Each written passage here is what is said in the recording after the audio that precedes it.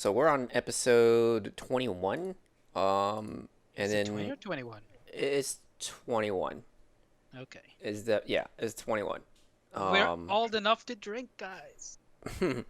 and I think right now we're looking at um indie games. Episode yeah, episode 21, Revenge of the Indie. Everything's the red fringe of something, huh? Yeah. Got It's it. 2020. It's the revenge of everything, okay? Yeah. Yeah, and for people to get a context of what's going on, like obviously, since uploading these aren't as things are happening, so it's like probably like a month ago by the time that everybody's listening to this. Um, we're on the 2nd of November, so right before elections are gonna come out. We like Um, to say get out the vote, but if you're trying to vote a month from now, it's a little bit late. yeah. Um, yeah, so our subject matter right now that we got is indie games. If we get a chance to talk about uh, boss fights, we'll go over that as well. And Indie games. Let the yep, people know. Do they like them? Do they get them? Let's find out. next time. Are they worth your money? All those billions and billions of dollars you personally are spending on indies. And as per usual, it's all the same usual suspects for the past like 20 episodes, so yeah. Yeah, yeah. Do I need to give intros? Yeah, you are. Uh, You know Why who not? we You are. know by now, you know. I am Sauce Carlos. He is Sauce Sean. The other one is Sauce Apollo, and last but not least, Sauce D. Don't touch my candy. I touch whatever I want. That's the last thing the police wanted to hear. It's funny. All right. But all yeah, right, who wants to start us off on the topic of indie games? they suck. The end. Let's go to boss fights. Um, I think I'm going to start this one off. Yes. All I right. think that the indie game market is, it's not necessarily a boom, but it is the resurgence of the bedroom coder. For those who don't remember, the early 80s was the time when people could just develop their own games at home. And that's kind of had a resurgence because now we have all these kinds of tools that you could download on your computer.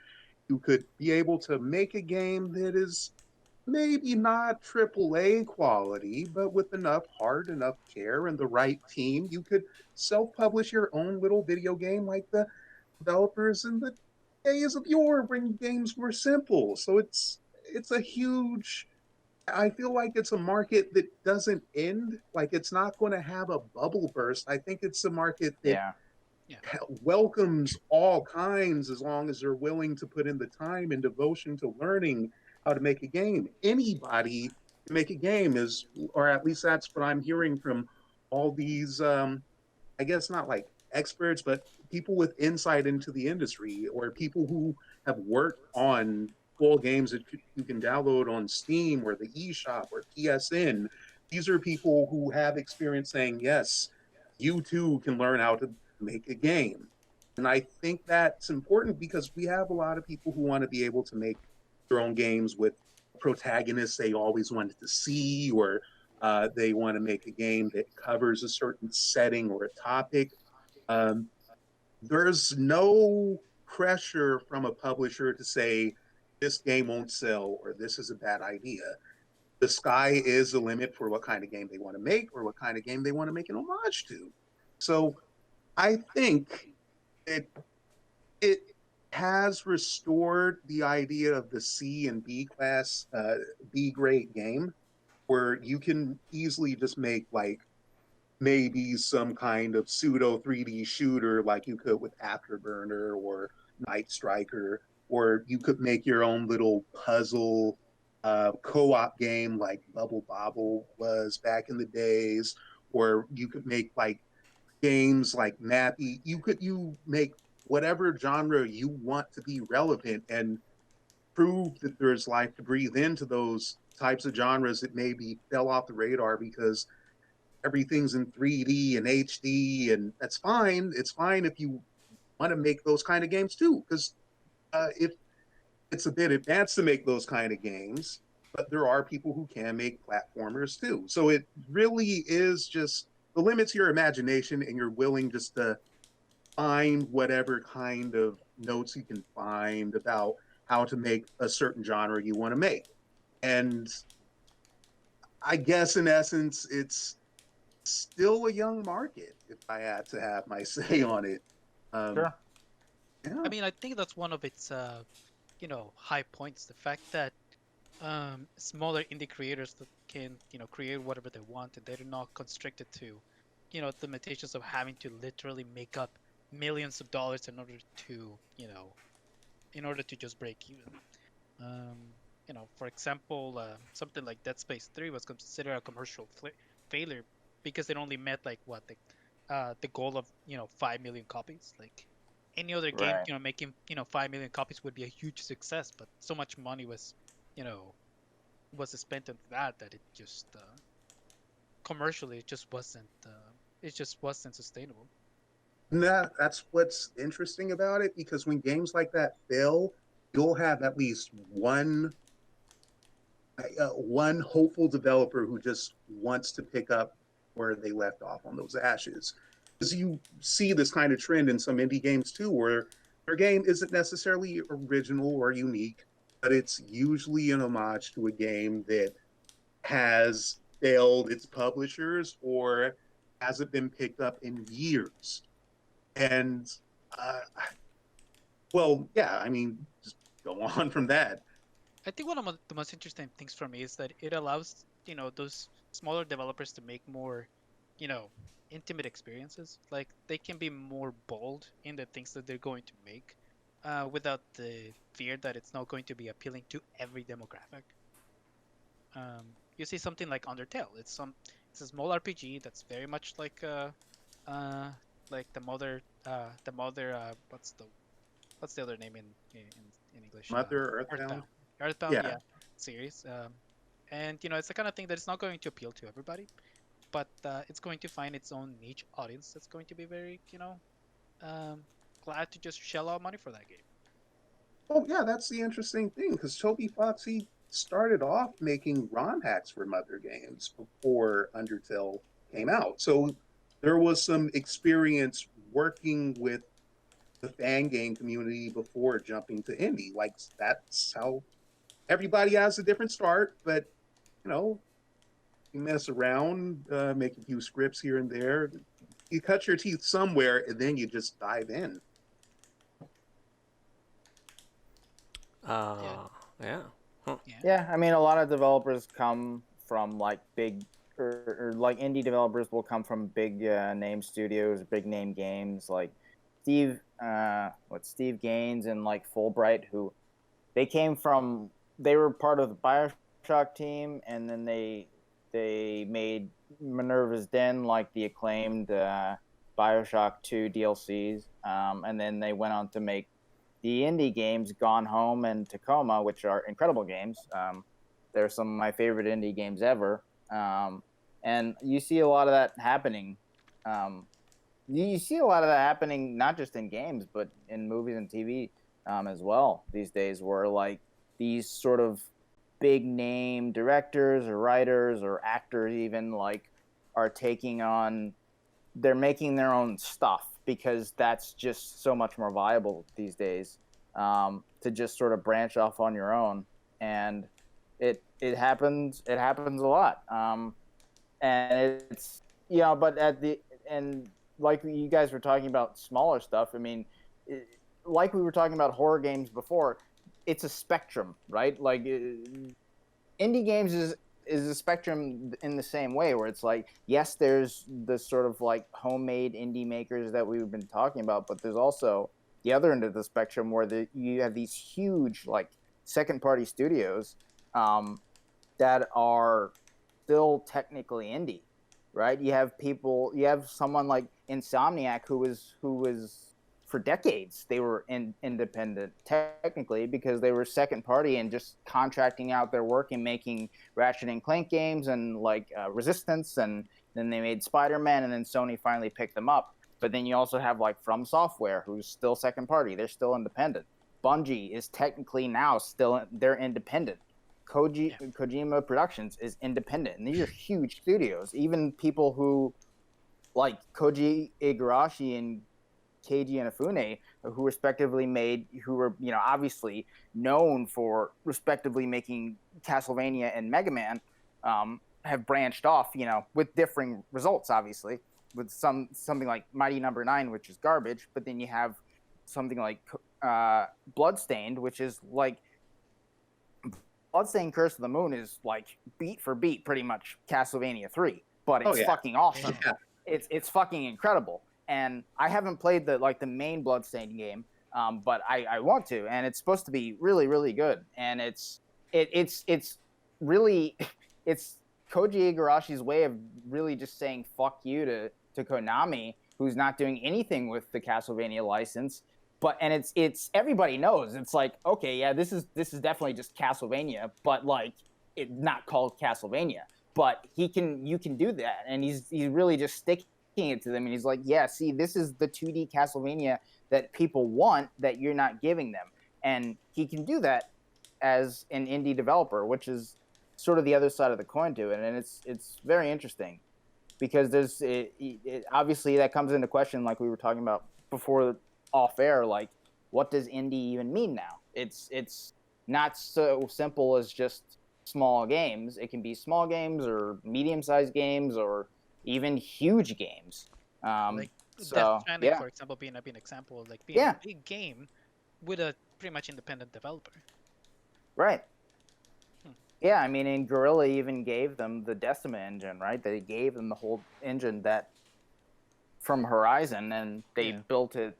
They built it from that, and they were able to build the game in 2 years. So yeah, and that and Kojima has the freedom. And see, that's the thing. Like, even if because obviously a lot of indie games fail, but even if an indie game, let's say, like, because Death Stranding didn't do great. It did not do well in terms of making its money back, or in terms of like just financially. It didn't do amazingly, and it was very divisive critically.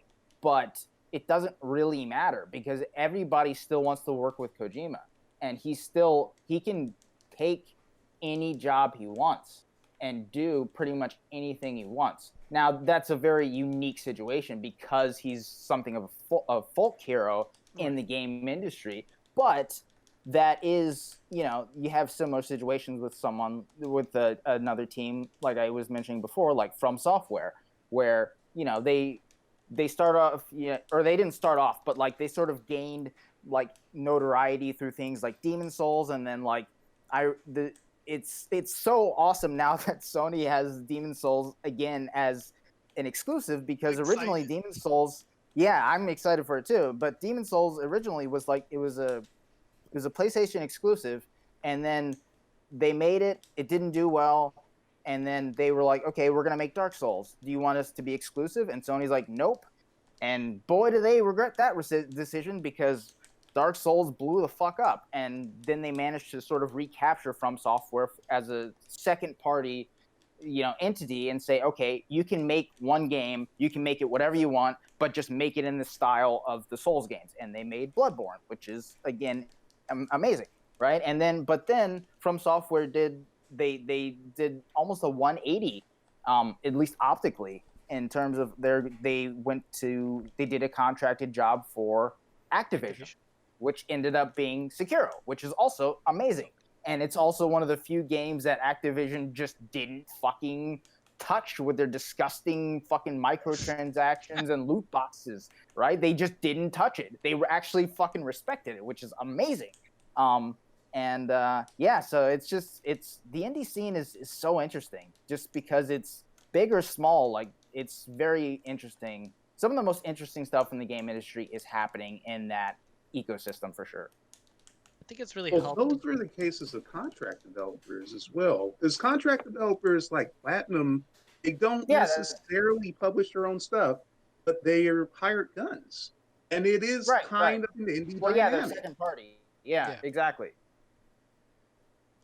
Yeah, and that's what I mean. Like you can be like something like a Kojima Productions or From Software where they know that your shit will make money, and so they just go, okay, you can make whatever you want. Just here's the money, and you're under our banner. Deal. But then it Yeah. is exactly what you were talking about, D'Angelo, like with Platinum, where like, okay, you have a contract, but it's with a specific property, like something like Transformers or Ninja Turtles or something, and they are still like sort of given free reign to do what they want, but within that property. So again, that's just another side to it.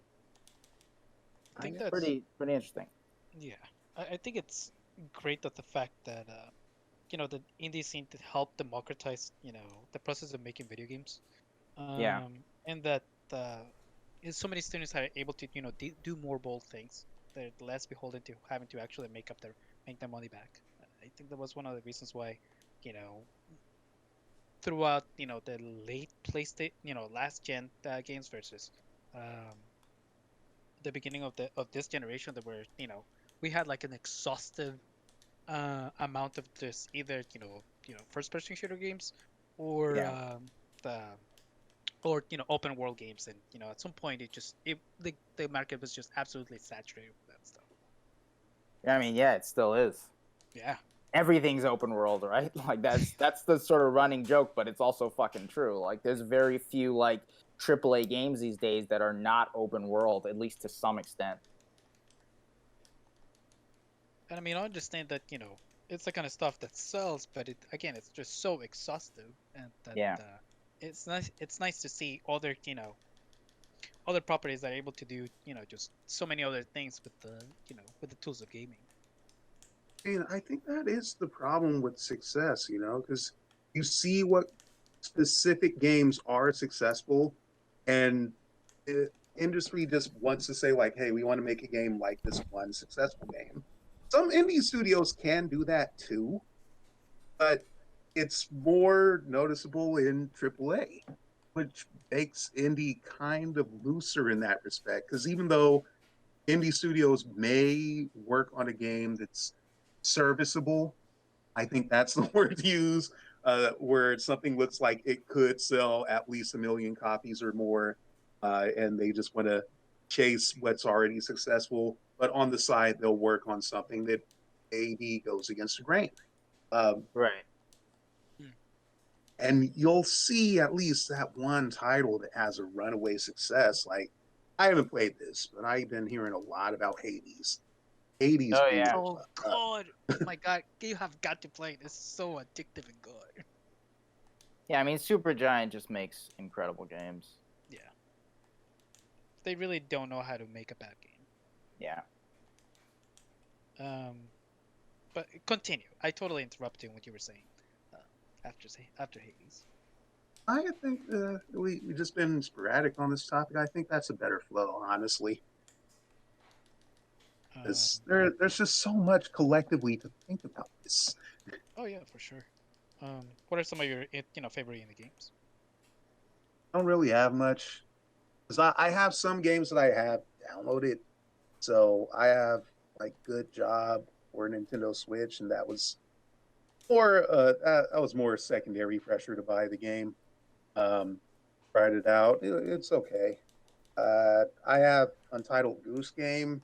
That was all me because Mm. I like how freaking silly it is. It's a sandbox game you can play with kids That or game play became by just yourself. such a There's no blood. There's no violence. You get to screw around. yeah. That game just became such a popular mainstream phenomenon.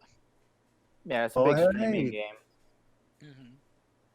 I think that's another one of the exciting things about the indie scene, the fact that you can do other things than shooting or killing. yeah. Right. Yeah, it's Yeah, I fun to. mean, there's not some of my favorite indie games don't have any combat in them at all. Like the ones I mentioned before, like Gone Home, That's like it starts off like you're not even sure what's going on, like, and it seems almost like a horror game, but it evolves into something a lot more personal. And then something like Tacoma takes place on like a space station, and you're like trying to piece together what happened to like the space station and the people on it. And then one of my favorites that I played at the beginning of this year, that I heard about for many years, and I finally got around to playing, was What Remains of Edith Finch, which is just incredible and heartbreaking. And it's the story of like this one family that is quote unquote cursed, that is where like everybody, and you're seeing it from like you're playing the different sections as like each family member, and like they all die in like tragic ways. And the main brunt of the story is from like the perspective of the like one of the, like, she's like 18 or 19 at the time, and she's like pregnant, and she's like telling the story to her unborn child of this. And it's a really heartbreaking but incredibly realized game, because every different section is like, of as you're playing as each family member, you're playing it, there's like a different gameplay style to each section. Like some parts of it are like RTS style, and parts of it are like, first person shooter style. And you're playing it. It's a really inventive game. And then That's you what have, remains of Edith Finch. yeah. Oh wow, I didn't know it was so diverse. I thought it was just another how they're derisively called walking simulator. No, yeah, there's a lot going on in that game. It's really amazing. Really well done. I also played Oxenfree at the beginning of this year. Very cool. It's almost like a sort of Stranger Things type thing, where like a bunch of teenagers are on like an island and they're trying to contact ghosts, and then it sort of goes wrong. But it's Like pretty, like another property with a blue hair girl and some sort of yeah. magical thing. There is a blue-haired girl indeed. Yeah, Yeah, life and is then so strange. that's another, yeah, don't nod. But yeah, like then you have other ones that are totally different, like survival simulators like Don't Starve, which is just excellent. And then you have things like Hotline Miami, which are shooters. It's all about combat, and it's super hard, and you have like all this like awesome 80s music. It's basically like a GTA like scenario where you're like a hitman and you're just like doing jobs, and this one hit kills shit, so it's super tough. Like you have weapons that'll hit every enemy and kill them in one hit, but you can also be killed in one hit. It's super tough, but really fun. And something similar to that, which is it's out and it came out recently, which I really want to play, is Ghost Runner, which is it's like a cyberpunk like ninja thing where it's like Hotline Miami, like it's super fast. It's almost like Doom and Hotline Miami together, but also you're a cyberpunk ninja, and it's like you're platforming through, and it's just super fast, one hit kill, one like sword play and stuff. It looks so fucking fun, and apparently you're always moving, so you're getting the story as you're just moving and platforming through levels and killing enemies. So yeah, that You looks know, super cool. you know what's a funny game that just reminded me of? Did you just reminded me of when you were talking about Hotline Miami? It was this game, this other indie game called Serial Cleaner, which is Oh yeah, mad. Yeah. You're basically the person who cleans after the guys who right. You're the crime commits scene the. cleaner. Yeah. That was a funny game. Yeah, another one there's so many, but like another one that I haven't played, or one that I haven't played that it's just, the premise is just amazing. And I remember seeing a Let's Play of it like years ago, and I think they're coming out with a sequel soon. But it's what is it? It's like, oh yeah, it's called Party Hard, and it's just like it's this like insane premise of like this your neighbors are having a really loud party, and instead of just asking them to like tone it down, you like go insane and just decide to kill people, like to kill them, like to just like go over and just start killing them, and you have to like avoid the cops and also kill the cops in inventive ways and stuff. It's a really funny premise, and yeah, there's that. But there's also, again, yet another side to the indie scene, which is stuff, a lot of stuff that Jim Sterling actually covers, where it's just like the trash, which there is a lot of. There's a lot of indie trash, and there's basically no curation on a lot of the big stores like Steam and even the PSN, and obviously the App Store is renowned for that shit. But like, yeah, there's a lot of trash out there, like things like I think I mentioned it last week or somewhere, but like something simple, and this isn't even one of the worst offenders, but it is one of those cheap bullshit. Like, they didn't put it. They just did this like just to make easy money, which is fine. Make your money however you want, I guess, as long as you're not hurting anybody. But like, something like I Am Mayo, where it's just literally it's a $1 game. It's all people do it for the trophies, and you just tap a jar of mayonnaise, and it spits out other jars of mayonnaise, and it's a 20-minute game. It's literally a 20-minute game, and you get a trophy a minute or something, and I think you can get like the platinum just like in like 10 minutes or something. But and it's like $1, and they're making a sequel. It's announced that they're fucking coming out with the fucking sequel, and I mean that's just one of them. But yeah, there's so much shovelware, but like also beyond shovelware, where it's just like I mean, some of the stuff. Some of the stuff that Jim Sterling covers, it's insane. Like, I mean, we like shit like Jesus. What is it, like Jesus Simulator and shit like that? Where it's just like, what are you doing, Jesus Simulator? That sounds like a funny premise. That's so Yeah, funny. they make all kinds of insert thing here simulator. Like, you guys see Mouse Simulator? You just play as the mouse, just invading people's homes, and yeah, and there's obviously the the big one which started a lot of it, which is Goat Simulator. oh yeah. Although Goat Simulator is like, I don't think. I mean, it's stupid, but like there is more, like a bit more. Like they intended it to be that way. It's not. Yeah. It's still slightly like it's a better made game than something like I Am Mayo or some of these other games. But it is purposely broken with the intention of giving you those type of bugs as a curiosity that you want to explore, that you want to mess around with. It's a sandbox of glitches, but of purposeful glitches that you want to explore with, rather than just it's not trying to fool anybody. Right. Yeah, like it knows what it is, and people know what it is when they go into it, and like a lot of other indie games these days, they're highlighted not so much like by bigger outlets, but by influencers and by streamers who just put it on like, oh, I thought this would be fun, and it's fun to watch and it's fun for the audience and stuff. But yeah. That's how a lot of these games are spotlighted these days too. So one of the biggest problems of that is just the oversaturation of just crap that just shows up, and it's just so hard to both Steam and the PlayStation Store have gotten better at this, but being able to actually discern the good stuff, the diamond in the rough. Well, there's just no curation. Like they intentionally don't curate it. Yeah. And it wouldn't take much. It really, like they're giant companies. Especially with Steam, it's this giant, machine that Valve never has to make anything ever again because it's a money making machine. But like, it really wouldn't be tough to just literally hire a few people, hire a team, curate the stuff so that it is easier to find the gems, and not have to just like fucking rifle through the garbage. To get to it. It really wouldn't be tough. You know what I hate about this is that when you say that there's no curation, one of the things I hate is that they don't properly tag genres on some of these games. Like I would go on the eShop, I would look for action. There will be games that are not action.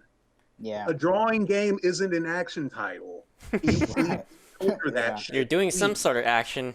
It just isn't. Is it entertainment tool? It could be art drawing, the action, the action of drawing. God, the you'll have some stuff that are like strategy games and spot the difference games labeled as action. Yeah. Are you freaking kidding me? That there's a criteria for that. Can you please at least employ that? Like I don't have that problem on Steam. Steam is actually a little bit better at filtering out that kind of stuff, especially by genre. I don't get that on the eShop. That needs to change. Yeah, it's such a big problem with the eShop because not only is there, very little curation, there's also, the store itself is just very bare bones. So trying to like, sort through all that stuff is just such a, I don't know, it's just such a gargantuan inconvenience. Right. Yeah, there's always sales all the time. Some games are being sold for, for pennies, like literally like 10 cents, Hmm. 5 Yeah. cents, and they're probably worth less than that. Hmm. That Gotta check out what's new on the eShop right now, just to see if there's a really good Just example of to that. nail the point. Just to nail the point.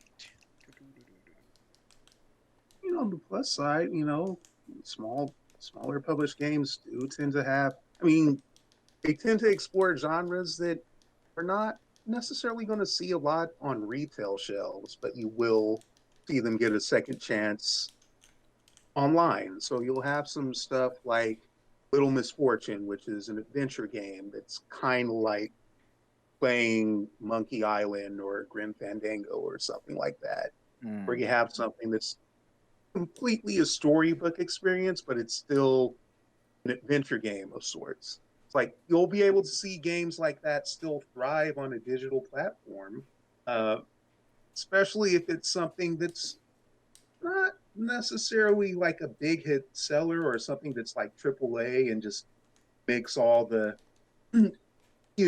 something that isn't going to break break the bank. You know, Yeah. like not chasing the success, but you are chasing a vision. Like a lot of the experimentation that happens again in the indie scene. I think one of my favorite, walking sims that I ever played was um, the Stanley Parable, which Mm. it's a meta game about your choices in video games and how pretty much all the choices that you make in a video game are already predetermined. Um, the game really just starts out with something simple, with the narrator narrating your actions as you go along. As long as you find your very first um, fork in the road, going through two doors, the narrator says, and Stanley chose to go to the right. So what are you gonna do if he says that you're gonna go to the right? You're probably gonna go left just to prove him wrong. And then the narrator just goes along with it. If you choose to just stand around for hours on end, the narrator will actually keep on narrating on all that. You, That's you, awesome. it's really inventive. It's almost every action that you decide to take, the narrators, they have already made some sort of a scenario for that. But it's a really good, again, um, crit, you know, not, I wouldn't want to say criticism, but just essay on exactly that, just how pretty much all your interactions with a game, all the verbs uh, that you experience in a game are already predetermined by the people who make them. Right. Yeah, that's still a game I've been wanting to play. 'Cause It, it really is a trivia game. mhm. It's a quick game, and some of the best some of the best 2 hours I had with a game. But that's another thing, right? Is that like a lot of, not all of them, but a lot of indie games, especially the ones we've mentioned, are super short, and the price point usually reflects that. Like a lot of these games, like Mm. Gone Home and stuff, and Tacoma, or a lot of them they're like $20 or like 30 at most. But there's this, people have a problem with it's like, oh, it's only 2 hours. Like, why isn't it free, or why isn't it like cheaper? And this sort of bullshit argument that's been going on for a long time about like, oh, number of hours equals like quality, which is, I do, to each his own, but I definitely don't agree with that. And it's I think that's a lot of people, that I think that's why a lot of people sort of still even sort of with the renown that indie games get these days, a lot of people still sort of steer clear of them because of that. It's like, well, do I want to play like a $60 game that like it's $60, but maybe I haven't read the reviews yet or whatever, but like it's $60, so it must be better than like a $15 game. Um, Right. that's like 2 hours long, um, and I definitely don't hold to that. I don't agree, but yeah, that's a big argument still these days, even with stuff that's not indie. You know, Yeah. um, it's just shorter. Uh, but yeah, Yeah, it's funny every time that I head to the comment section of like the new releases um of the free PlayStation Plus games. If it's some sort of indie title, there's so many people just crapping on the game because well, yeah, it's just indie garbage. And it's like you if you just opened up yourself a little bit to new experiences, you probably find something that you really like yeah. that you didn't really know you like. I mean, I can certainly understand like people's issues with PlayStation Plus, just because like the value it definitely has been devalued over the last few years since they've taken on, like the PS3 and the Vita stuff, like understandably, but they've taken those stuff away and they haven't replaced them with like something like VR games, which I still don't understand why Sony doesn't do that. So that because that's like that was always one of the cool things about PlayStation Plus, where it was like, okay, you're paying a fee once a year, and then you're getting free games every month. But like, if you let's say they like I said, they used to sell like Vita games. So if you didn't have a Vita, but you were like stacking up this library of games, it'd be like, well, come Black Friday or Christmas or the holidays where there's sales on these things. And it's like, well, I might as well buy a Vita. It's on sale, and I have like 30 games for it for free. Like, I mean, that's what I did. And I don't know why they haven't. I still don't really understand why they haven't done that with VR. Like, just give people VR games. Like bring value back to PlayStation Plus. And then that might entice people to actually buy more VR units. But so while I understand that argument of some problems and some reticence surrounding PlayStation Plus, it is, yeah, I mean, it is definitely true that people, just sort of shit on the games without even like giving them a chance. Or because I mean, some months, even though there's not a ton of value there, there's still some quality games that Yeah. PlayStation Plus offers up. So yeah.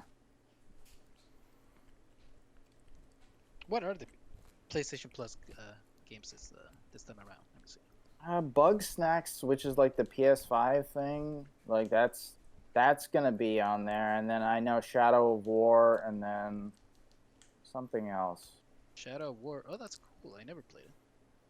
Something else. The other one, I think it's an indie game, is the other one, and I want to play it, but I don't remember what it is. Is it that music thing one? No Straight Roads?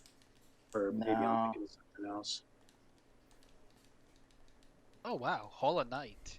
Hollow Uh, Knight. That's it. Yeah, oh, Oh, that's yeah, that is that yeah. is cream That of the that one crop. I've been wanting to play for a long time. Yeah, and it's the Yeah, full it's that, edition with like all the DLC too, so it's like awesome. that's definitely one of those indie games that just refine the formula that's been existing for years. Yeah. Really good challenging game. Jeez. You know, there's I think I mentioned this before that there's a perma death mode in that game. Can you imagine just how Hmm. shattering it must be to play for like 30 hours and you get killed by some random thing? Mm-hmm. There goes all your progress. It really puts a lot of emphasis on how you play and like how much you value your own life instead Yeah. of bomb rushing it. Yeah. I mean, It's also that's a thing about like a lot of like the popularized indie games that they have this like there's a difficulty that's emphasized by its the fact that you have to restart stuff. So like because the older games, the older 2D games, we never had something. I think the simplest thing to put is that technology and its save points and game memory cards and stuff like that. Back in the day, memory cards. But now it's just not even memory cards anymore. A lot of the indie games I think tap into the nostalgia train that a lot of people can remember from when they were playing Sega NES games, and you die. Like if you know you only have so many lives to live, and there you go. If you don't make it, then you have to start all over again. I, Yeah, and the best ones do it so that it's like, it's going to be frustrating, but they do it like something like Ollie Ollie. They'll do it where like you have to start it again and again and again and again, but you start it like immediately. Like so, you die and there's no load time at all. So like you die, okay, I want to start over. You press a button and you just it's like immediate. Like you start from where you were and you just get to try the right. skate run again or whatever it is, and Right. that's actually really cool. Like Super Meat Boy or Celeste, for example, where you just die Yeah. over Hmm. and over again, but you can just instantly start. Yeah, Versus instantly come back, and to its credit, to do that at the same time, the technology, like, because it's such a low taxing game, that Yeah. it can run that way. And then now that we have games using SSD drives, like, that kind of way of playing is gonna be more accessible for, like, not just for, like, more heavier, graphically intensive, or like just really huge games can now load at a faster rate, which will Yeah, make that's the that's one of the main selling points of this hmm next generation of consoles, where it's like, oh yeah, look at Spider-Man. It used to take like 30 seconds to load this, but now it loads in a 0.75 of a second. Like it's crazy. That's right. actually one of the things I'm most excited about. It's not even like the graphical fidelity or anything. It's those small like quality of life things that I'm actually super excited about. Yeah, yeah. it's a, It's gonna be interesting for how we're gonna see different games, um, or like how games may approach using that to their advantage as part of the game design, to be mindful Mm, about it. You know what I mean? yeah. And that goes all around too, because it's going to be something that's going to be integrated for PCs that have SSDs of a Hmm. certain speed too.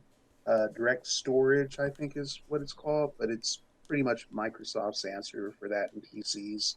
I think Mm. NVIDIA has a similar technology, but basically, yeah, we are going to be seeing more favorable loading times. Yeah. But I think two indie games. Um, it's kind of one of those interesting things where we were already talking about it, that what makes an indie game, and should we compare all indie games in the same light, because it's such a huge variety, that not even just genre, just like how it's made, and then who's making it, because Yeah, I the feel like scale. Yeah. yeah, I feel like there's some games out there that they're getting too much credit as an indie game, when I'm all like, yo, these guys, like, they're not just some couch coders, they fucking been in the industry for years, and they already, like if they whisper in the ears of some fucking executive in Sony, they're going to, hell yeah, they're going to get backed. Like, they're not going to have the same struggles as, like, somebody that's, like, practically a no name, and Oh you yeah, I know. mean, I mean, like I from said, software, for the example. Like, go ahead. brothers who made Cuphead, for example, they were putting themselves into debt and risk just to get their shit done. Mhm. It was in production for almost 10 years. Mhm. But Mm, if you have yeah. something like I don't know, if you have something like Blazing Chrome, it's not necessarily experimental. It's just what they're trying to do is relive the kind of games they enjoy playing. So it really depends on the scope. Yeah. I Yeah. mean, so you either have vision to just imitate the past, which is fine and valid, or you could actually try to make something that isn't necessarily a conventional game, but is an experience you want to share with others. Right. Right. Um. yeah, so yeah, it's kind of tricky in the sense that like what makes the indie game an indie game. Um, but I think yeah, in the end, it really does depend on like do they have their own capital and means to make the game before it gets published. Well, Uh, I think when it comes to indie games, they just challenge what people consider to be a game. Because one of the things I remember about Gone Home is that people didn't like it because it was a walking simulator or because what kind of message it had. But it's like, if you step back for a second, there are a lot of games that are walking simulators. Some mhm. where you can actually die, and some games where you don't necessarily die, but you still experience as a game.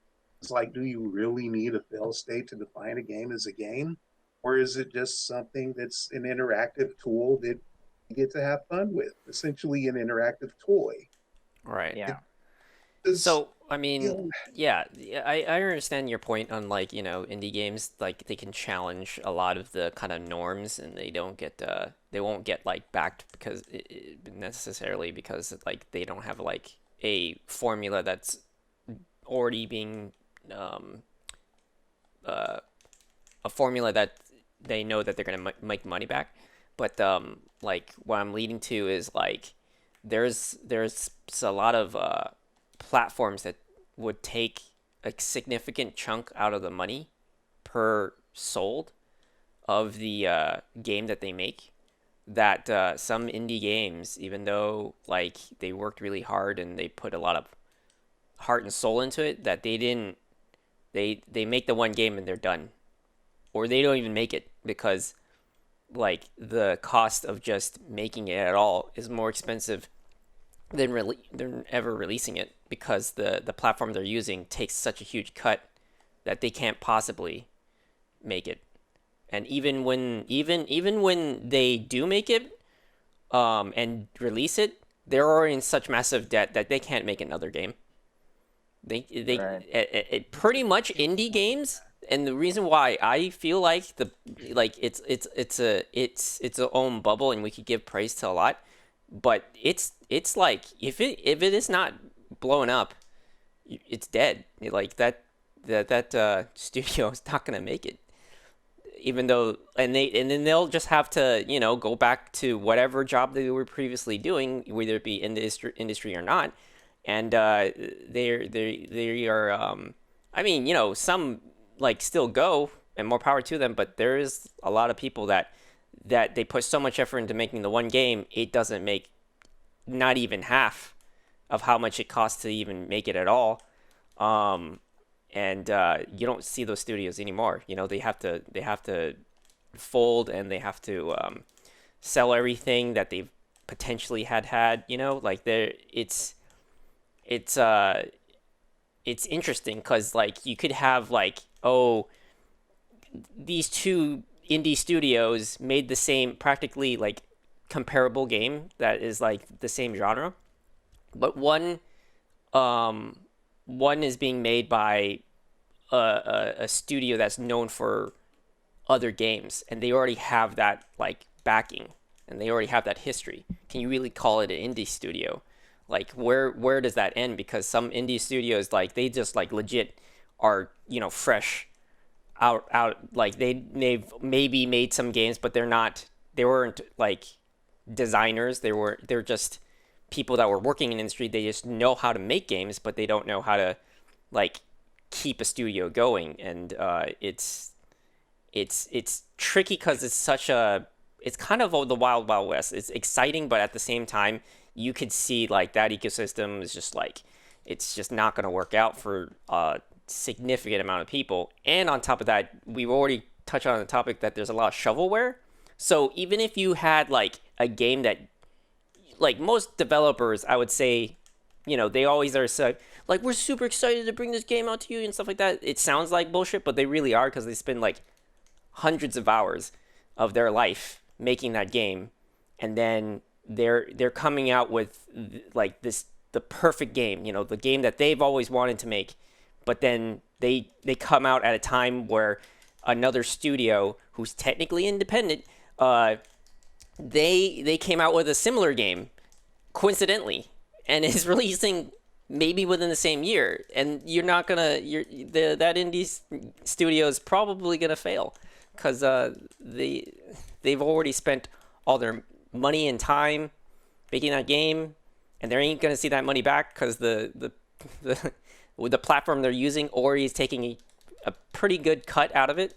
And it's like, as much as I like Steam, it sucks that they don't really, they still take a huge chunk out of what's sold, and it sucks because there's now, like, we have the PSN store, and then we have the eShop, like it, and then Epic is trying to get into it too. So it's like, I don't know, like, it's kind of scary because a lot of studios will just continuously just not make it. Like, you'll never hear from them again. And Yeah, then, I mean, there's also sabotage as well, where the PR is actually the issue. With something like Concrete Genie, which was made by Pixel Opus, which is, they're technically like, and I mean very loosely, like a first party studio of Sony, but not really. They're definitely indie scale. There's only like, maybe there's only a very small team, and I think most of their, I don't know if all of their backing actually comes from Sony or not, but it's definitely under Sony's banner. And I remember with Concrete Genie, I think it did. I think it did pretty well. I know it was pretty critically acclaimed, but in terms of making its money back, I don't know that it did. But basically, what happened with that was that it came out, and like the studio was super excited, and there is exactly what you were talking about. It's like, man, we've been working on this for years. We put all of our hearts into it. And people were super excited, and then Sony, for some fucking stupid reason, they've been doing this again and again, like lately, more and more. They decide to announce the PS5 on the same day as Concrete Genie came out, which stole all of the thunder from Concrete Genie. And I don't know why Sony decided to do that, but it really like if I was at Pixel Opus, I'd be fucking so angry if they did that, because like they could have announced the PS5 any other day and it would have done, so much traffic easily. But like the launch of their small indie game happens once. They get one chance to launch that, and you decide, knowing like months in advance exactly when the development's going to be done, exactly when it's going to, like, they're going to announce the launch, you decide to put it right on that day. Like, it totally fucked them over. And it's, again, because Sony no has one's been gonna doing this listen again about. and again. Yeah, no one's gonna hear Exactly. that game. Like, Yeah. what, that game came out? It's like, well, yeah. Yeah, exactly. But the Like, news is no, just well, flooded with everything else. Yeah. Yeah, exactly. And it's and that has been happening more and more. It's unfortunate, and it is very tricky. And even though, like we were saying, I mean, it's kind of like, it's really like any other field, I suppose, where you're striking out on your own, you're being entrepreneurial, but there are many risks still, because with that, it's almost like, okay, do you go to a big developer where there's, I mean, quote unquote, like hard quote security, job security, for maybe like a project before you're laid off? Or do you strike out on your own, maybe with a few friends, or maybe just you, and you spend years making a game, but like, you get one shot, you get one launch, and if that doesn't go right, that could be it, Yeah. So there's risks, it's like, okay, do you choose safety or do you choose freedom? Everybody prioritizes those things more in one over the other, but there are huge risks involved in both. So I mean, yeah, it's tough. It's tough, to put it mildly. It's tough out there. I mean, Yeah. even the studios that you think are doing great, like, eventually just, can just collapse out of nowhere. Just remember yeah. the Telltale people, like, they had this Oh, huge God. market when they, with their games. Like, they became so renowned with, like, The Mhm. Walking Dead, and they collapsed. Well, yeah, that was because of the management and the way that they were running things. They were just terrible people. And the way they did it, where it's just like, hey, so you're all fired and you have 20 minutes to get all your shit out. And yeah, no severance Yeah. packages. Fuck off. Oh, yeah, we're It's also bankrupt. So even if you sue us, you're not going to get anything. Good yeah. luck. Yeah. You know, this is You why know, the yeah, this is why the game I industry in don't want to general say just this needs on the podcast, but at the same time, like, I think they'd be okay for me to, because there's two people in particular that, I mean, I don't know them too well. I clearly, like, I don't. It's not like I talk to them every day, but like they were working there, Mm. and uh, and my heart goes out to them because they're incredible Oh, yeah. artists, and they just, and you know, they're doing some amazing stuff. You know, they got the dream jobs right out of Yeah. college. You know, it was, you know, like, and I feel like that's the kind of, we're wearing those glasses thinking like, man, that's amazing, you know. Yeah. But behind closed doors, it's a different matter. Like They were the treated so terribly at that company for years. yeah, it was like, you know, when I'm hearing all these things, and you know, sure, certainly none of this surprises me, but at the same time, I was I was like, how much of this is actually true? And one of them just said, like, you know, like, he just put in like a simple Facebook post saying, you know, it's all true, like that. And he'll even say, but it was like, it was like an amazing opportunity, and we did some great stuff, and like, Yeah. you know, you have this, in one way it's like the horrible situation, but at the same time you have all this, like, you can look back and say like, man, I did all that, right? Right. But it's like, how do you, at what point does indie studios get kind of like those, like, when do you not become an indie studio? Like, when do you know that you're like, that you need to take it a little bit more seriously, and you're not just having fun, right? And then now you have this studio that people are depending on you to give them, you know, a life that is, not destroying your personal life, you know, like, it's not stressing you out to a point where it's just like, is this even worth it? And a lot of freaking people, like, for some reason, get these glasses that they wear of like, oh man, you're an artist, you must have it great because you just have fun all day. It's like, fuck you. I love that. I love that. They did. People say that shit about like any type of art too, whether it's Yeah. like, you know, Oh, you're a it's art streamer. or You're just it's fucking sitting writing there or playing it's games all day. you're making movies. It's like, oh yeah, if I can read, surely I can write a book. That's not hard. Like, didn't do it. Like, what the fuck are you talking Yeah, about? exactly. Yeah.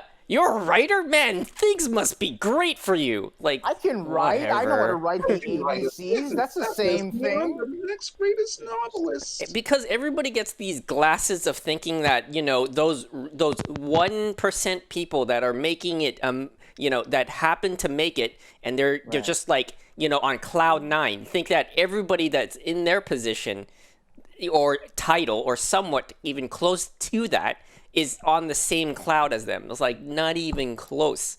So it's like Here's another one, right? Where it's like, you know, like the percentage of like actors, like working actors versus like stars, like, you know, Scarlett Johansson or Robert Downey Jr. Like people on the outside, they're like, well, I mean, you're an actor, you got it easy. It's like, well, I mean, only a very extremely small percentage of actors actually make it like that. Like, it's not.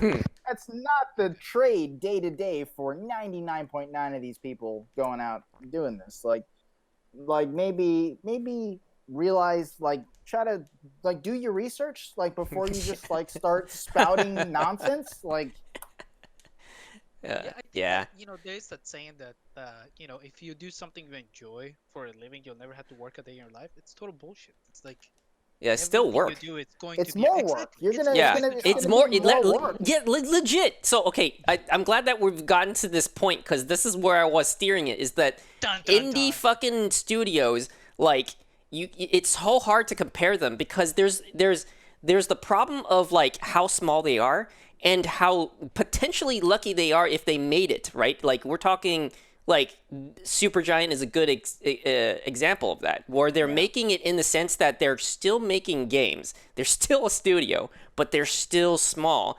And Yeah. it's they're the thing about being small is that as much as there's a lot of freedom, there's just even more fucking work to do, and you don't even know the amount of work that you have because like the designer is not only like or the lead of the studio is not only dealing with just making the game, and that's hard enough already.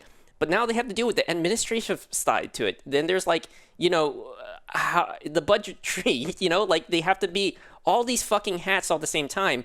And for the most part of them, some of them don't even have experience at all in that. Yeah. And that's like, how do you juggle all that, right? Maybe the guy only knows how it is to be an artist or a lead designer or whatever. Maybe he's a coder. If they have those hats, like they're good at those things, but are they good at the other things, right? Like it's confusing in the sense that you don't know how to judge the studio's success because you don't actually know how much they're actually doing themselves. Because for some of them, like they are capable of hiring so many different people. They increase in size so dramatically that maybe they never understood what kind of like ground floor rules that should be and expectations they should for all the other roles that they're hiring for, and it becomes just like Telltale, where it's just like they just took on too many projects. They started increasing in size so fast, and I don't know for sure. Again, I haven't talked to these people that work there, but I'm pretty sure it had to do with the fact that they were increasing in size so much, and they were taking so many projects in, and they kept on just putting their little glasses on. We gotta use the telltale magic to get this game out. Like, what does that fucking mean? I think another problem with them was that they became so rote. Like, every single game was exactly the same as the other, except, with a new tail. I don't agree. I mean, I don't agree with that. You don't I think think so? that- I think no. the gameplay just got really, it was. I mean, the pretty much gameplay, the same. they're walking. I mean, they are walking simulators. There's not a lot of like the gameplay is the same, but like the stories and the characters and the dialogue are totally different. How I don't know how you can judge one rail to another. Like they're the same thing. They're tracks. But the buses could be different, and the people that get on are different, right? So understand. so But so you're do judging you have- two different I mean, things. if you ride the bus, do you have fun riding the bus every day? Yeah, Do you totally. have fun riding the bus I'm every day? just saying that you're relating two very different things. There's the game that comes out, and there's the people that make it, right? I'm talking about the people that make it, right? It doesn't matter how bad or good the game is if the fucking people are not being like treated correctly. They don't understand like what it is that they went from being an indie studio to increasing in size and not setting a precedent that actually was realistic and actually made sense. Because again, I'm relating it to literally the quote. It would be, "Oh, we gotta push through this game and we gotta push it out. We gotta just use that telltale magic. Let's go." And they would like set that bar, but the bar's like, what is this bar? It's fuzzy. You don't really know what extent that they're talking about. That's exactly my point. The fact that they kind of oversaturated their own market, but by putting out so many of the same, type of games over and over, they just expected to have the same, lightning in a bottle that they had with The Walking Dead. But they oversaturated the market with the same type of gameplay that they just, both Well, they I mean, the squandered problem- the resources, I and think what B, I'm they seeing could never here, really get Well, that. the problem wasn't that they were oversaturating the market because the market was being saturated by many other walking simulators. I think it's the reason why Telltale ultimately lost so much of its money, and this shows through the statistics and the actual books of it all, was the way that it was all episodic. And then it was also the fact that it was the episodes came out so haphazardly. Aside from the first Batman season, which came out like, okay, there's 5 episodes, and each episode came out like October, November, December, and they hit every single thing. It would always, with every single one of their series, and I played all of their series except for the Minecraft one, and with every single one, it was always like, okay, the first episode of Walking Dead season 2, cool, it's in November. Oh man, I can't wait. Look at that cliffhanger. I can't wait to see what happens next. When's the next one coming out? Oh, it comes out in like May. Okay, well, okay, that's the second episode. Oh, well, damn, that was great. When's the next one? We don't know. August? Maybe the next year? Like, I mean, so many of these series came out, like, it took them a year or more to finish, and that people lost interest. And that's what happened with a lot of their stuff, and that's why they started losing so much money with that, was not only were they scaling so fast, and they had all these different teams working on so many different things at once, and they were huge projects, but they were also like losing so much of the audience every single episode because it took them forever to come out with the episodes. So I mean, it's our opinion, so they'll differ. Yeah. But like, I definitely personally don't agree that all their games are the same. But it is this thing where it all comes down to the management of it all. And the management are the ones to blame for that, in terms of the way they scaled so quickly, in terms of the way that they didn't feed the information to their own teams until it was too fucking late, and then they didn't talk to the teams about the financials or any of that. And then after all of that, you know, the people who own let's just hone in on The Walking Dead. Like, I played the first 3 seasons of that series. They were all great, but I can't bring myself to ever play that season 4 of the final season of that game, because, you know, halfway through the development of that game, Telltale went under, and then Skybound came in, you know, Robert Kirkman's company, who owns all of that, owns Walking Dead and stuff. They came in and they're like, okay, we're gonna finish this for the fans. I mean, that's great, but they didn't hire back any of the people that were laid off. They just used their own internal teams. And to me, I was just like, I mean, I want to play it, but not that much. Like, it just feels scummy to play like this game where these people are out and they're literally on social media like, can anybody give us jobs? Like, and like, you know, people from Ubisoft San Francisco, they were like, yeah, come down to the bar, we'll give you some jobs. Like, some people actually were able to find jobs, and there were great people in the game industry who like reached out, but not all those people got jobs. A lot of them didn't. And I mean, this happened right around the fucking holidays too. These people have families, and they were just like, oh, no severance, no nothing.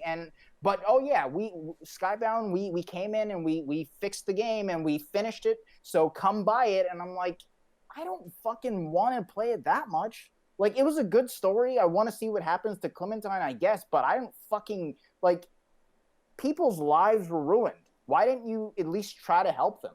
You know, like, it's just such a, like, sort of scumbag situation that was. And yeah, so No, regardless of what anyone thinks of the games, you know, it's like, you know, I don't never think that it was the quality of the games that was the issue.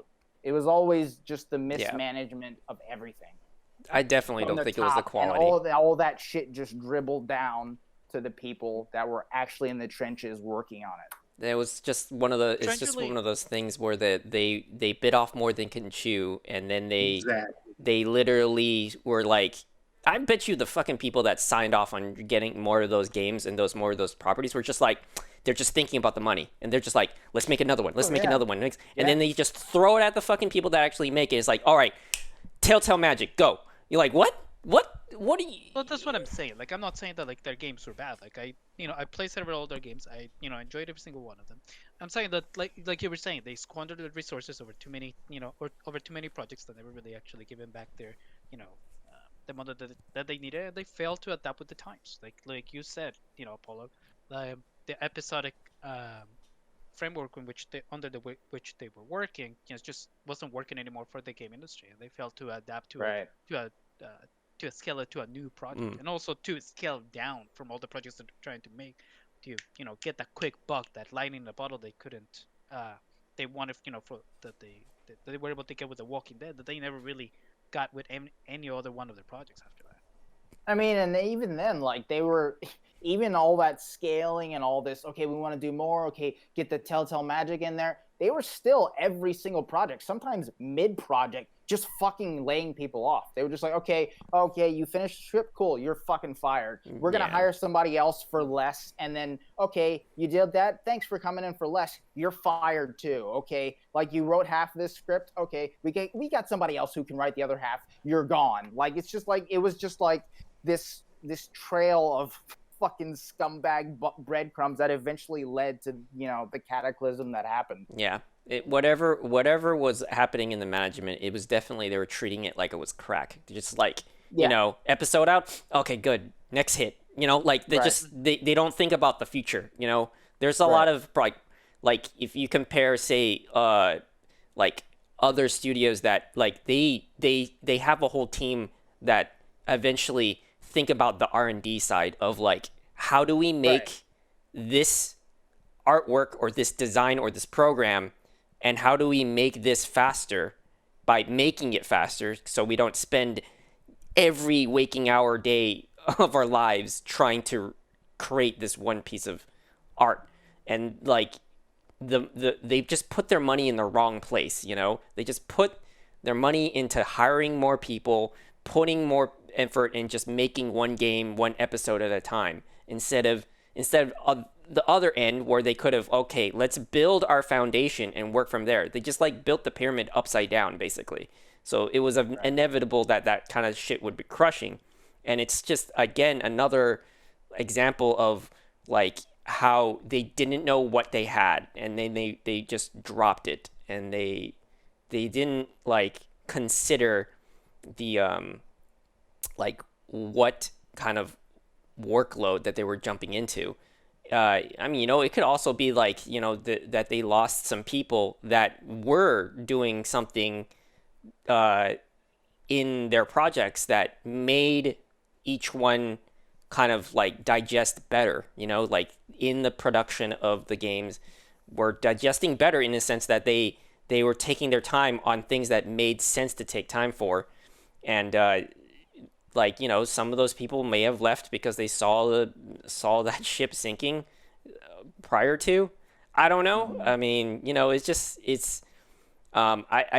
like, I wanted to talk about this whole indie project or indie games in general, just because like not a lot of people understand about that even though there is those indie studios that make it and do well, and they truly are independent, they or people that made independent games like Super Meat Boy, like it's just two people, but they know their scale because they've made so many games prior to, and they were just like making Flash games and like really small games, but they were all doing that on their free time, to a point where they've already built up this kind of idea of how to make it right, and how to make the game, and how to do those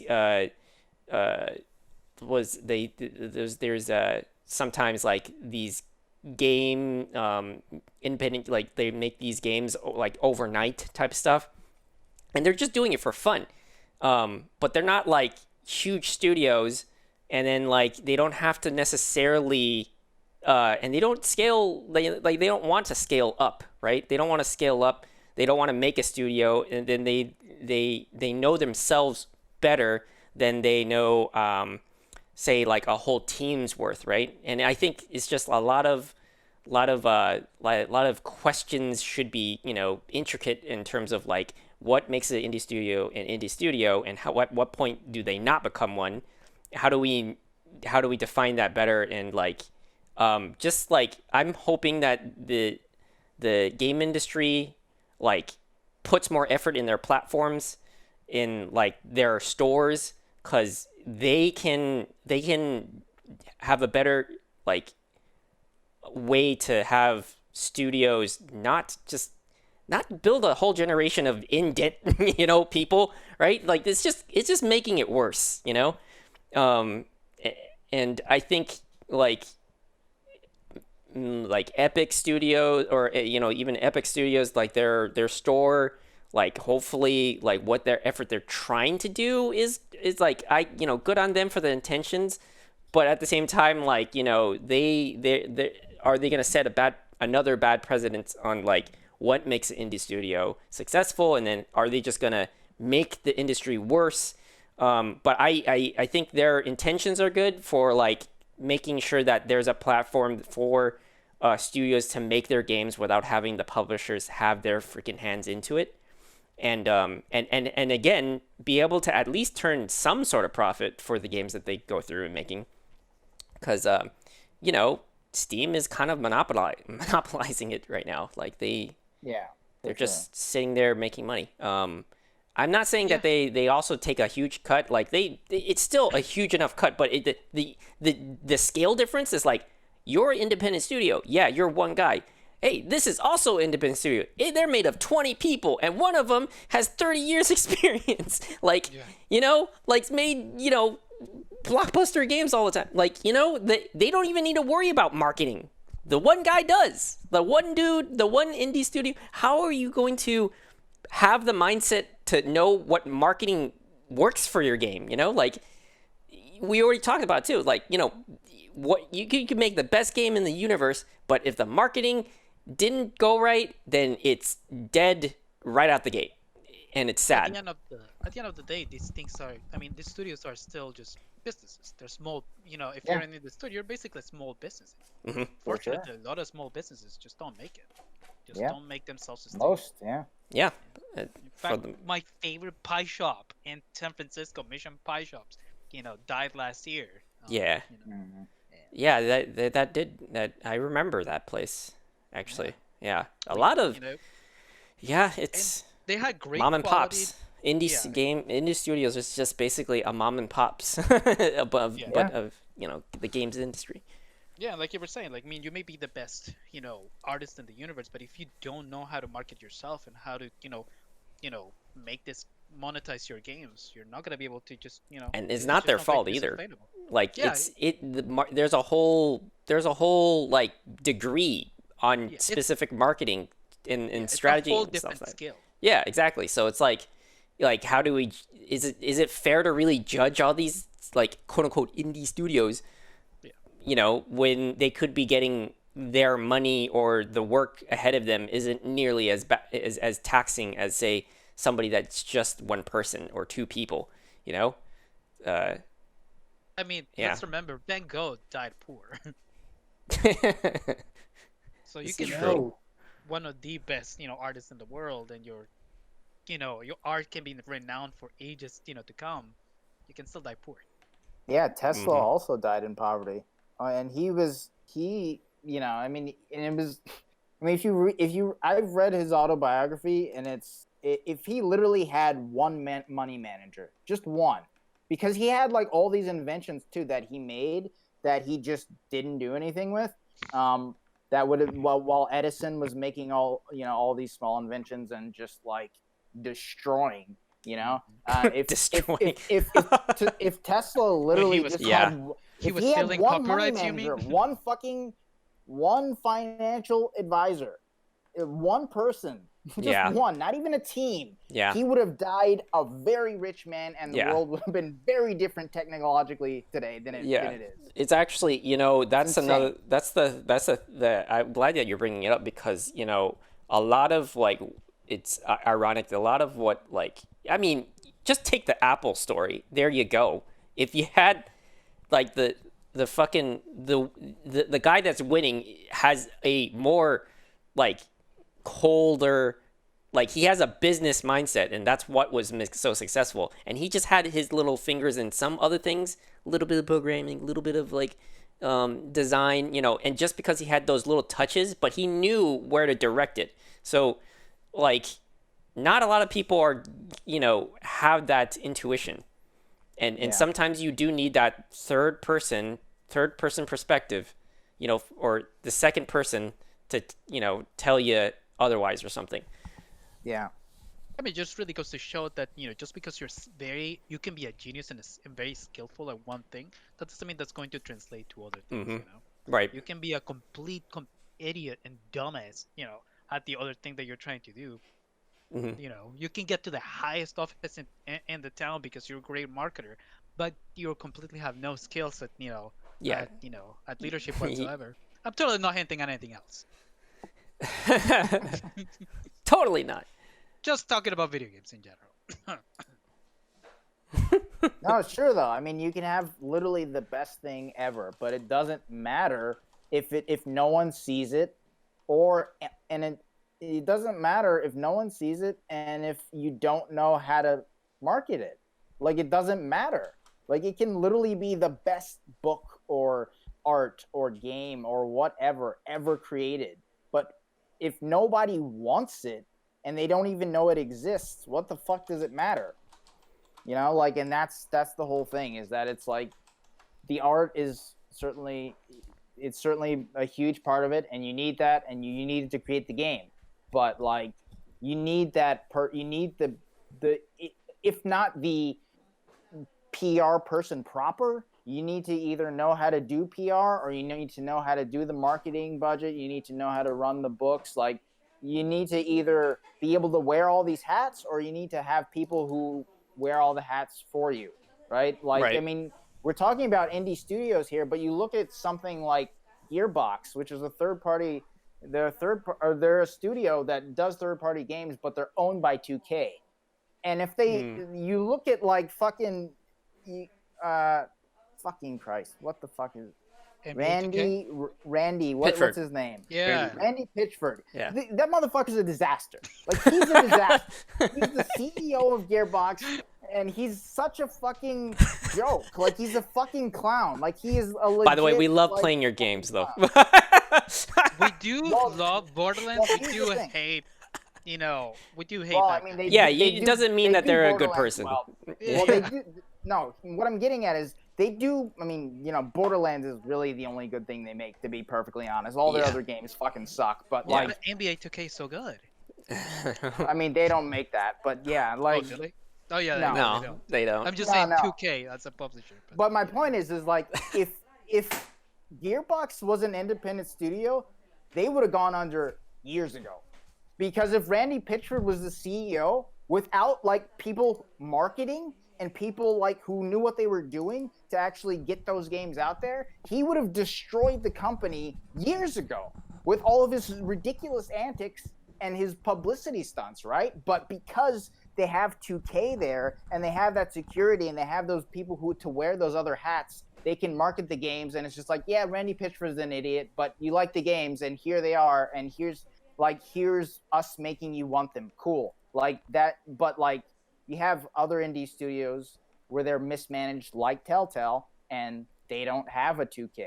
Like, they don't have someone to go like, okay, yeah, these people are idiots, but their workers are still going to be paid, and we're still going to do PR for them. We're still going to have their finances all in order so that they don't go under. Right? The indie sphere, generally speaking, doesn't have that security.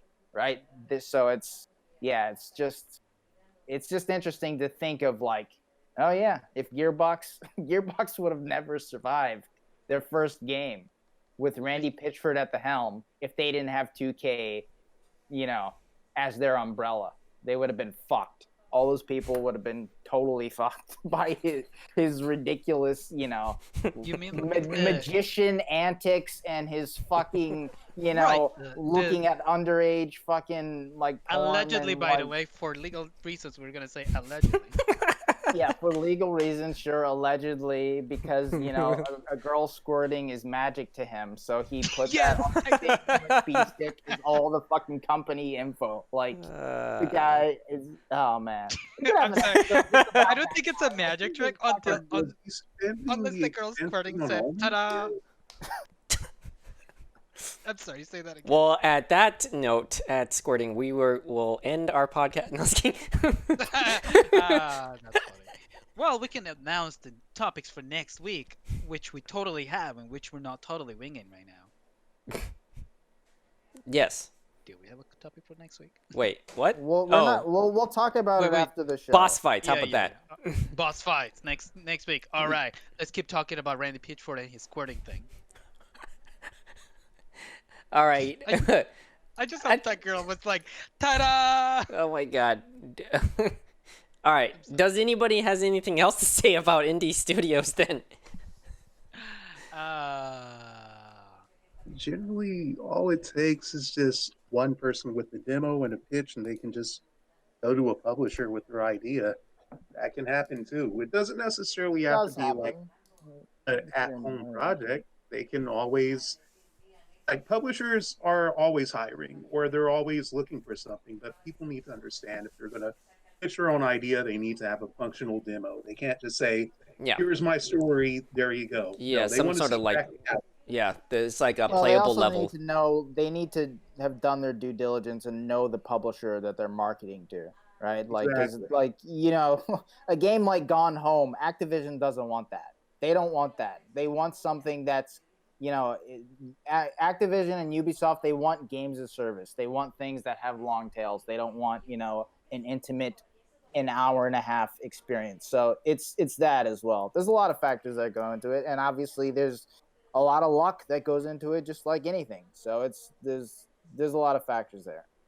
Oh, yeah. But generally, yeah, I mean, people want to make it, they don't necessarily have to team up with a ragtag bunch. They can always go to a publisher as long as they know what they're doing with the Sure. publisher, and they just can't waste the publisher's time. They just need to have something that they can look at, they can play. It's not just something like saying, this is my 50-page manuscript about my idea. I have no visuals. I couldn't hire an artist. No, they don't want to see that. They just want to see if you can have something tangible. And yeah, there it is. Yeah, a playable level basically, or a playable section. Usually it's the Yes. beginning of the game. Yeah, just know this. Just bite as much as you can chew.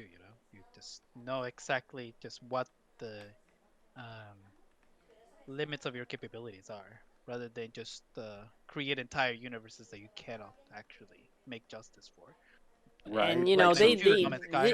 they certainly know what they're looking at for and looking for, because I'm pretty sure they've seen plenty of design documents of, this is a typical open world and it has blah blah blah blah blah, where it's like, we're gonna put everything in this game, but not actually have the game. So like I'm pretty sure like they've seen plenty of that kind of stuff. At the same time, there's like, there's like, if they're not, I think it's not so much the publishers. Like, the publishers know what they're looking at, but then with things like the PSN store type stuff, things that can be, they don't need to curate it. They just like, yeah, go ahead, you put on there, we take a cut out of it, sell something, whatever. Like they're like that. Like the way I see the like buying games through those stores and stuff like Origin is just like some guy sitting on his couch, filing his nails. Oh yeah, go ahead. You can just go ahead and put that game up there, and if it sells something, I'll just take 30% of that, and we're good. Like they don't give a shit. They don't need to.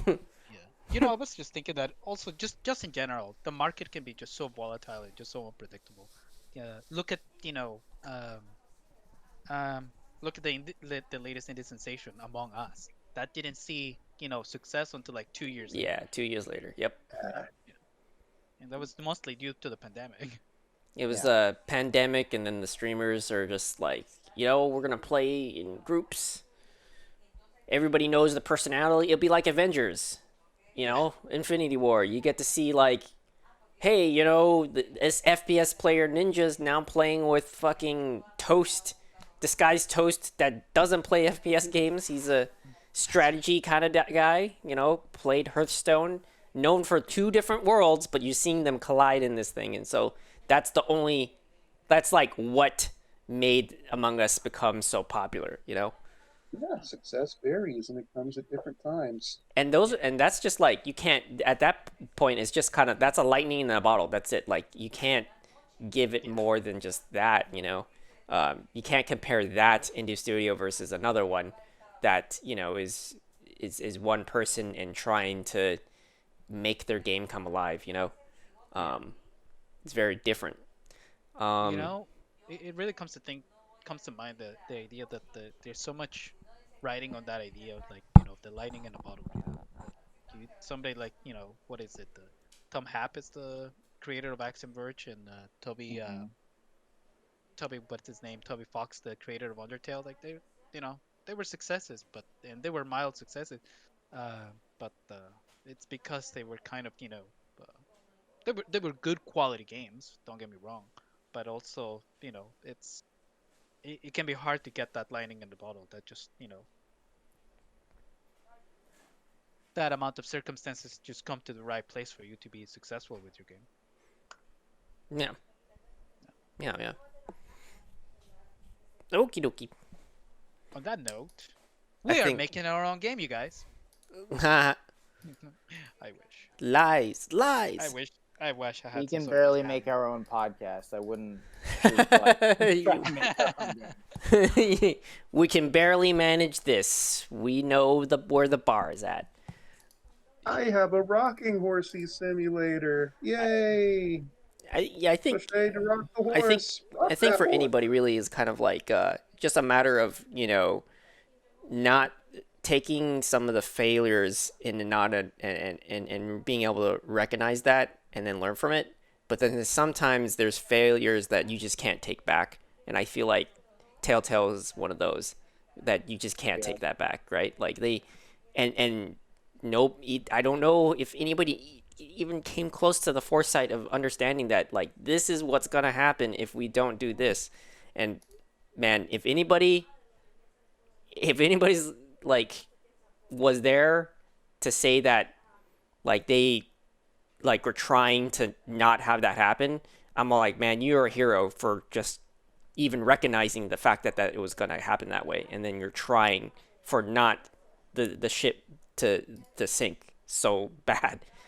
Um, yeah, it's like how can you learn from that though? Like how can you know so, to some degree like something like the lesson of having them grow so fast and just not having that feeling of like you got to just make another game, another game, another game. Um, Right. I feel Right. like Like every there's a hindsight is practicing ground 2020, for right? stuff like this, and I don't think people are aware of that kind of stuff where it's like the IGDA, like the Independent Games Developer uh like convention that they would have in San Francisco. They would have like those game nights where they're making like they're just groups of people that split up in teams, and then they make their own little competition to literally make a game over the course of 2 or 1 day or whatever. And you know that they'll learn like just by doing that they learn what's the extent of all the planning and all the work that has to go into it, and then how do you translate that kind of learning process and translate that to bigger scales, right? And to actual studio. So it's just I feel like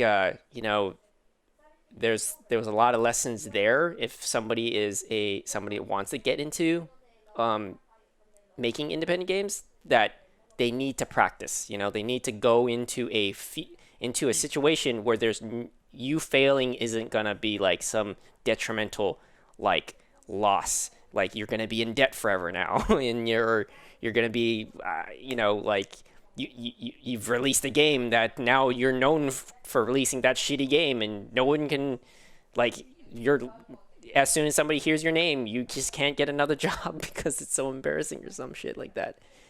I Um, mean, the truth is too that most of your first games, if you're a small developer, you're probably gonna have like small, modest efforts, right? Like you can't really go ahead and just make the next you know open world Assassin's Creed with right. with yeah, with a team Like of basically 25. how much of the risk can you take, and that's really kind of an adjustment that makes sense. I think independent games there is a light under the end of the tunnel where you can still make the games and have a low risk uh, situation, which is better now than it was say 10 years ago, like 20 years ago even. Like the games industry was nothing but independent people pretty much, and it was it was far different than it is the way it is now. So it's not like everything's grim, but certainly it's it's getting to a level where I think people just need to be able to categorize and know the difference. Um, yeah. Well, I'm Huh. done. Anybody else I got anything to think say? that about settles it for me. Yeah, yeah. Alrighty. Play Hades. It's a great game. That's the only thing I'm gonna leave on. Excellent. All right. Excellent. Well, the podcast ends here, and thank you for listening. If anybody's still listening, and we'll see you all next time. I know. Happy holidays because it's probably gonna come out around those times. Yeah. It's Goob o'clock.